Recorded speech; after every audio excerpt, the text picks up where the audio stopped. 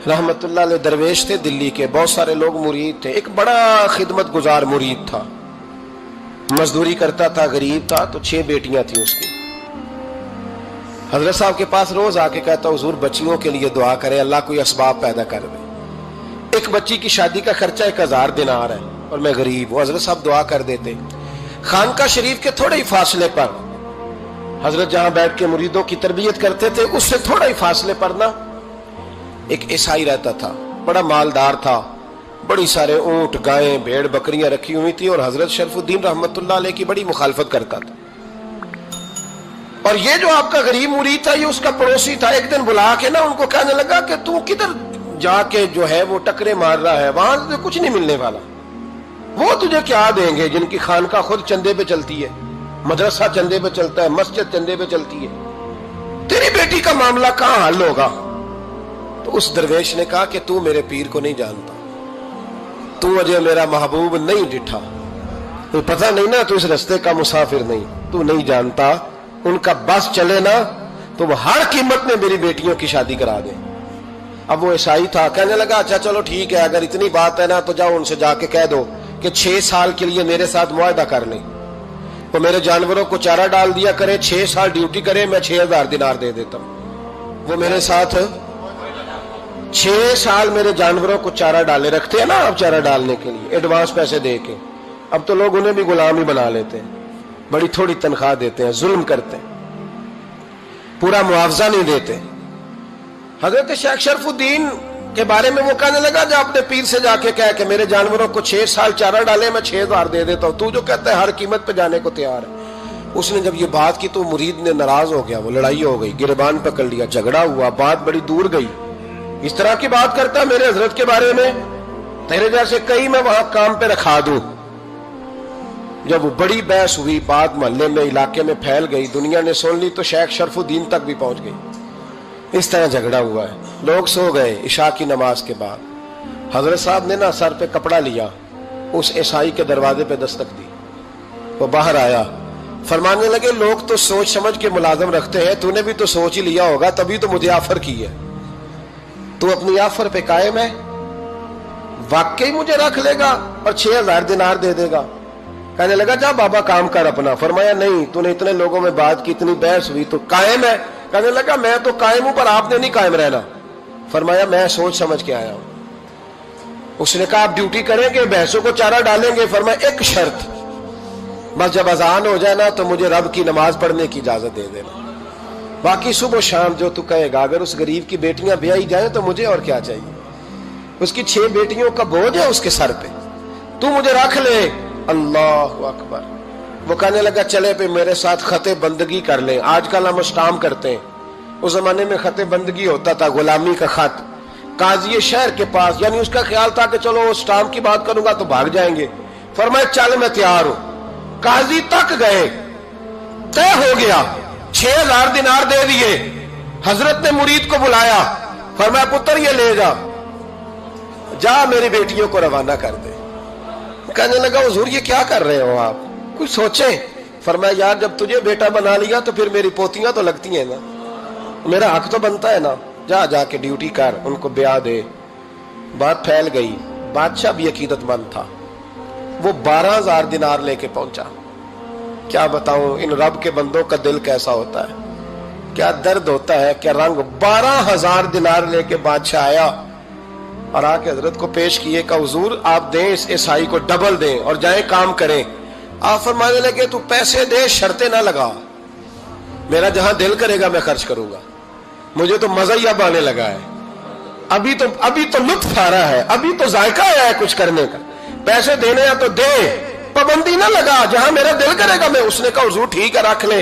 हजरत ने फजर मस्जिद में पढ़ी, जेब में 12000 दिनार थे। ऐलान फरमाया भी किसी और की बेटी भी बैठी है तो पैसे मेरे पास है। वो 12000 दिनार भी बांट दिया और 12000 दिनार बांट के ना तो फिर चले गए खेत में चारा काटने। उस ईसाई को किसी ने बतलाया कि उनके पास तो 12000 आया है, पर तुझसे जान नहीं छुड़ाई उन्होंने। वादा ये हुआ था कि 6 देंगे तो जाएंगे, जब तक देंगे नहीं तेरे घर में काम करेंगे।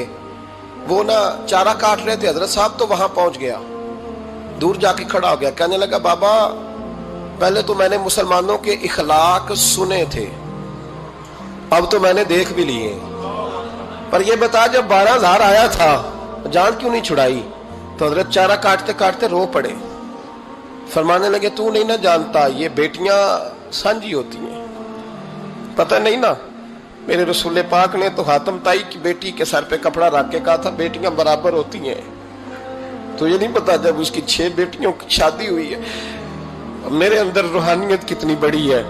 فرمایا پھر 12,000 آیا ہے تو 2-4 بچیاں پھر گئی ہیں، تو یہ نہیں پتا میں اندر سے راضی کتنا ہوں، میں تیری نوکری کرتا رہوں گا، پتہ نہیں اللہ کتنی بیٹیوں کو بیاہ دے گا۔ اتنا رویا وہ عیسائی کے پیروں میں بیٹھ گیا، کہنے لگا بابا میں نے تیری مخالفت کی ہے پر تیرے قریب آ کے پتہ چلا ہے کہ تو بہت اونچے اخلاق کا مالک ہے، اور اگر تیرا یہ مقام ہے تو تجھے اخلاق سکھانے والے محمد عربی کی شان کتنی ہوگی۔ ظالم کی بولیے جاتے نہیں لوگ جھوٹے گواہ بن کے، وکیل صاحب کو نہیں پتا ہوتا کہ یہ بندہ مجرم ہے جو میرے پاس آیا، کیا مجرموں کے وکیل نہیں ہوتے؟ بولے تو اس کو پتہ نہیں ہوتا وکیل صاحب کو کہ یہ صاحب مجرم ہے، میرے پاس مقدمہ لے کے آئے، اور اگر بے ادبی نہ ہو جائے تو میرا خیال ہے قاضی عدالت کو بھی پتا ہوتا ہے کہ مجرم کون ہے اور مظلوم۔ میرے نبی پاک صلی اللہ علیہ وسلم نے اس قدر زیادہ سختی فرمائی اس مسئلے میں، فرمایا جس کو پتا تھا کہ فلاں آدمی ظالم ہے، ظلم کر رہا، پھر وہ ظالم کا گواہ بنا یا اس نے ظالم کی مدد کی، کتنی کی؟ شارحین لکھتے ہیں چاہے اس نے ایک جملہ بول کے کی، چاہے ایک، سارے بولیے، چاہے ایک غریب کو اس نے ظلم کیا تو کہتے ہیں علاج یہ سی، چاہے ایک جملہ بول کے کی، شارحین اس حدیث کی شرح میں لکھتے ہیں ایک جملہ بول کے چاہے مدد کی، جس بندے نے کسی ظالم کی مدد کی کسی مقدمے میں یا کسی صورت میں اور اسے پتا تھا یہ ظالم ہے، میرے نبی پاک صلی اللہ تعالی علیہ وسلم فرماتے ہیں اگر اس نے مدد کی، ابھی ظالم کی بات نہیں ہو رہی، ظالم کے مددگار کی بات ہو رہی، اگر کسی نے ظالم کی مدد کی تو حضور فرماتے ہیں خدا بھی اس سے بری ذمہ ہے، رسول بھی اس سے بری ذمہ ہے۔ سنبھال کے رکھے اپنی نمازیں، قربانیاں، حج، زکوٰۃ سنبھال کے رکھے۔ اگر ظالموں کا مددگار ہے، الیکشن آ لینے دے، آپ کو نظر آ جائے گا کون کون ظالموں کا مددگار ہے، نظر آ جائے گا۔ اپنی جیب سے لوگ پیسے دے کے ظالموں کی مدد کریں گے، ان کے فلیکس چھپوائیں گے، بورڈ لگوائیں گے، جیبوں سے پیسے دے کے۔ ہم نے خود آگ لگائی ہے چمن میں اپنے، بے سبب گردشی ایام کو الزام نہ دو، ہم نے خود نور کا ظلمت سے کیا ہے سودا، کر کے توہین سحر شام کو الزام نہ دو۔ ظالموں کے مددگار میدان میں آ گئے، یہ چھوٹا لفظ نہیں، میرے حبیب پاک صلی اللہ علیہ وسلم نے فرمایا جو ظالم کا مددگار ہے سن لے جو سجن کے ساتھ کچہری جاتا ہے، وہ یاد رکھے جو دوست کا گواہ بنتا ہے، وہ یاد رکھے جو کہتا ہے میں مانگی گیا تھا، مجھے بلایا گیا تھا قبضہ چھڑانے کے لیے کسی غریب بیوہ کی جائیداد پہ، وہ سن لے تو مدد کر کے نہیں آیا، تو خدا کے ذمے سے نکل گیا ہے۔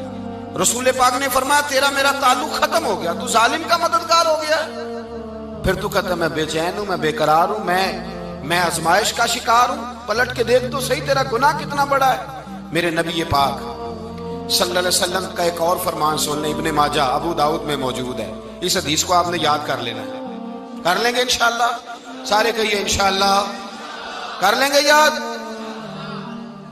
حضور صلی اللہ علیہ وسلم نے فرمایا اگر تو ظالم کی مدد کرے گا نا، یہ لفظ دل کی تختی پہ لکھ لینا، یہ مکافات عمل ہے، مکافات عمل دنیا، ادھر کرو گے تو ادھر بھرو گے۔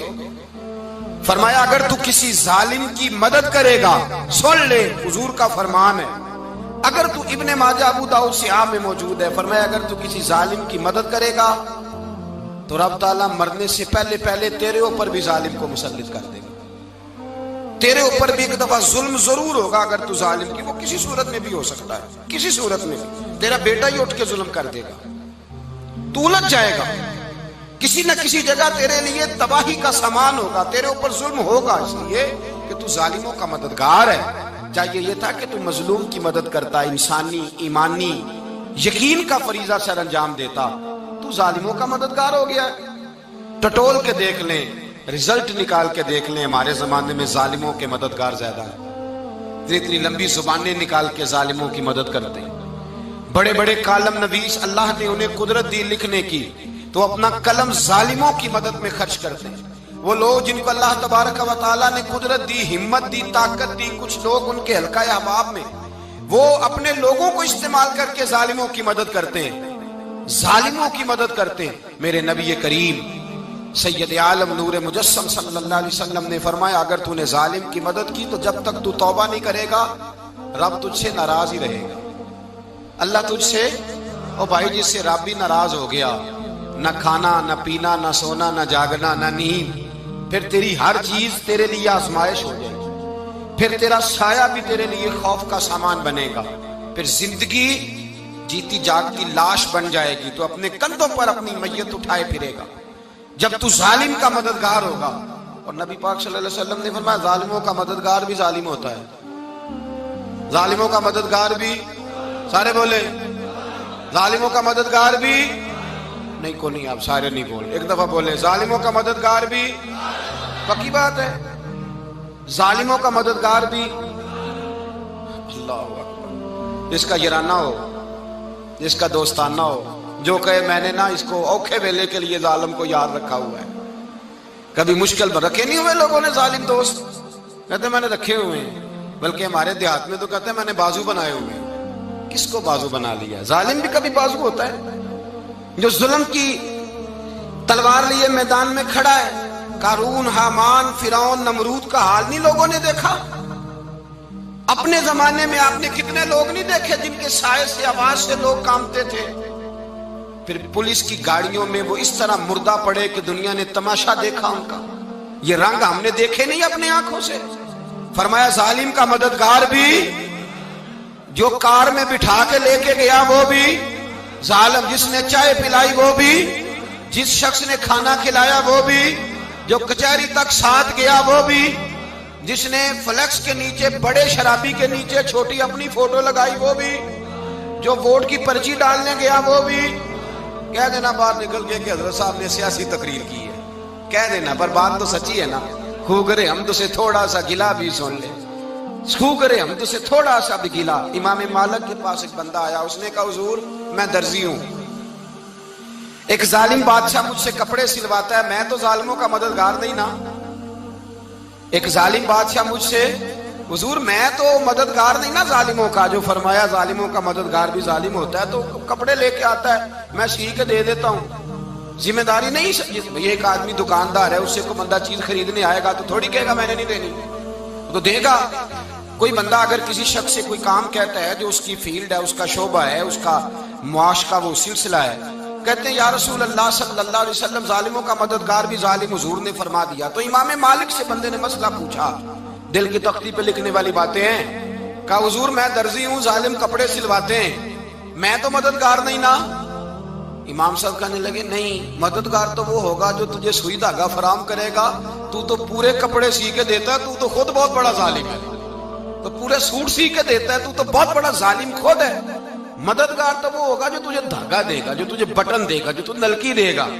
جو ظالم سے اتنی نفرت، ظلم کر کے بندہ آئے، یہاں تو ہمارے زمانے میں ہیرو بن جاتے ہیں لوگ، ظالم ہیرو ہے، لوگ اس سے ڈرتے پھرتے ہیں، گھومتے پھرتے ہیں، اور بہت سارے کم مزاج لوگ اس کے پیچھے ہاتھ باندھ کے پھرتے ہیں۔ ظالموں کی مدد کرنا، ظالموں کے ساتھ رہنا، یہ ظلم ہے، ظلم، یہ زیادتی ہے۔ میرے نبی پاک صلی اللہ تعالی علیہ وآلہ وسلم نے ارشاد فرمایا یاد رکھو، رب فرماتا ہے میں مظلوم کی مدد ضرور کروں گا، چاہے جلدی کروں چاہے دیر سے کروں، میں مظلوم کی مدد۔ اور حضور صلی اللہ علیہ وسلم نے فرمایا ہے، حضرت معاذ بن جبل کہتے ہیں حضور نے مجھے یمن کا گورنر بنایا، جب میں جانے لگا نا تو حضور نے بڑی نصیحتیں کی، بخاری میں موجود ہے، فرماتے ہیں جب میں پلٹنے لگا تو میرے رسول نے فرمایا معاذ ایک منٹ ٹھہر جا، ایک بات میری یاد رکھنا، اس کو نہ بھولنا۔ کہا حضور کیا؟ فرمایا دیکھنا کسی پہ ظلم نہ کر بیٹھنا، کہیں تجھ سے زیادتی نہ ہو جائے۔ محبوبہ پھر حضور نے فرمایا سن میرے معاذ، میں تجھے گورنر بنا رہا ہوں، زیادتی نہ کر بیٹھنا۔ یا رسول اللہ صلی اللہ علیہ وسلم کیا ہوتا ہے؟ تو میرے کریم نے فرمایا جب مظلوم دعا کے لیے ہاتھ اٹھاتا ہے تو عرش کا مالک کہتا ہے فرشتوں پیچھے ہٹ جاؤ، عرش کا مالک کہتا ہے فرشتوں پیچھے ہٹ جاؤ۔